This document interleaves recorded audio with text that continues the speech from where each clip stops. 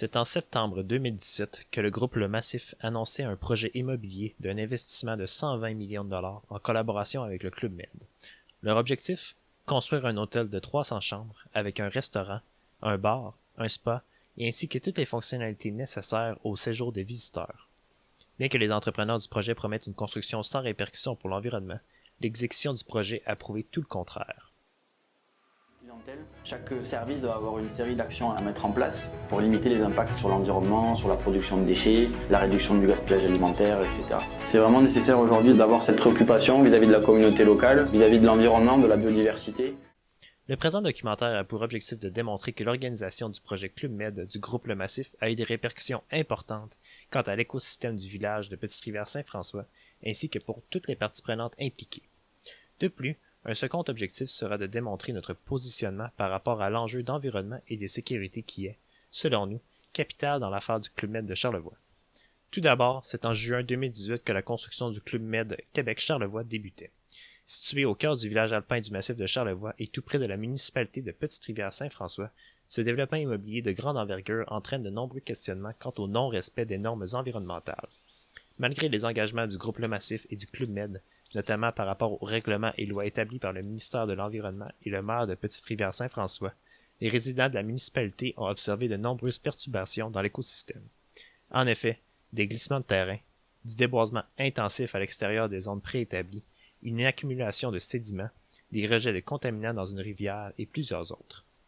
Finalement, une pratique de gestion plus responsable devrait être considérée par le groupe Le Massif dans son approche du Club Med afin de satisfaire les différentes parties prenantes impliquées, notamment les citoyens, le maire de Petite-Rivière-Saint-François ainsi que le ministère de l'Environnement. On peut établir un lien entre cet enjeu et certains des principes de la responsabilité sociétale d'ISO 26000, comme la transparence, la redevabilité, ainsi que la reconnaissance des intérêts des parties prenantes. On peut constater que Groupe Le Massif manque de transparence en ce qui concerne les activités qui ont une incidence sur la société et sur l'environnement. La section de leur site web qui mentionne être un exemple en matière de développement durable est fausse et n'est pas représentative du projet en construction. De cette même façon, l'organisation ne fait pas preuve de redevabilité envers la population en ayant cette mention sur leur site web. La tradition éthique se rapportant à cet enjeu est celle de l'utilitarisme de John Stuart Mill. La construction du Club Med dans la municipalité entraîne de lourdes conséquences chez la population et il est du devoir de l'organisation de considérer les répercussions du projet chez cette partie prenante. Selon André Roy, vice-président exécutif et directeur général du groupe Le Massif, les bénéfices de la construction de l'hôtel sont plus grands que les répercussions négatives pour l'environnement. Nos voisins n'en voulaient pas de stationnement. La conclusion, ça a été ça, c'est qu'ils n'en voulaient tout simplement pas. Alors, nous, ce qu'on leur a expliqué, c'est que ce n'est pas une question de choix. Là. Nous, on a un hôtel de 302 chambres avec 150 cases de stationnement souterrain. Alors, on n'a pas besoin d'avoir un bac en comptabilité pour comprendre que 302 chambres, 150 cases, là, il y en manque. Autrement dit, André Roy justifie les répercussions environnementales en mentionnant que les bénéfices économiques de la construction de l'hôtel auront davantage d'impact que les dommages causés chez la population, justifiant ainsi la nature de leurs travaux comme étant éthiques. Aussi, faisant suite aux autres concepts discutés dans ce documentaire, il est possible de soulever la question de légitimité du groupe Le Massif en partenariat avec Club Med concernant leur projet de village alpin. Effectivement, lors de la construction du Club Med Charlevoix, le groupe Le Massif a fait preuve de délégitimation morale, procédurale et conséquentielle depuis le début des travaux en juin 2018. Effectivement, le groupe a reçu de nombreux avis de non-conformité, notamment pour des constructions sans autorisation auprès du ministère de l'Environnement. Ces mêmes travaux causèrent également le rejet d'un contaminant dans des cours d'eau à proximité du site de construction, entraînant des répercussions environnementales importantes. Cet avis démontre bien que le groupe Le Massif a manqué de légitimité morale, puisque l'entreprise a fait preuve de mauvaises pratiques plutôt que de bonnes auprès de la société. Ensuite, le groupe Le Massif n'a fait preuve d'aucune légitimité auprès des citoyens de la Petite-Rivière-Saint-François. Effectivement, depuis le début du projet, les citoyens sont contre les travaux de construction et de déboisement. Ceux-ci ont même entamé plusieurs démarches telles qu'une lettre ouverte ou des manifestations pour convaincre le groupe Le Massif de revoir ses procédures et ses pratiques. Cependant, chaque fois, leurs actions semblent n'avoir aucune influence sur les activités de l'entreprise qui obtiennent toujours leur permis et continuent d'engendrer des externalités négatives. Cet exemple démontre bien que les activités du groupe Le Massif n'ont pas su convaincre les résidents de Petite-Rivière-Saint-François qui considèrent que les travaux de l'entreprise vont contre leurs valeurs et les normes établies. De même, faisant suite à l'aspect de non-légitimité du groupe Le Massif, il est considérable d'aborder la stratégie de réponse utilisée par cette entreprise.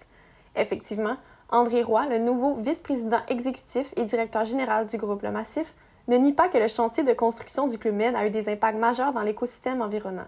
C'est évident qu'on les perturbe l'environnement. Cependant, dans une courte entrevue avec Radio-Canada, il a tenté de rassurer la population en affirmant que les correctifs exigés seront mis en place et réparés. Mais qu'on a dit ça, on va tout faire pour minimiser cet impact-là.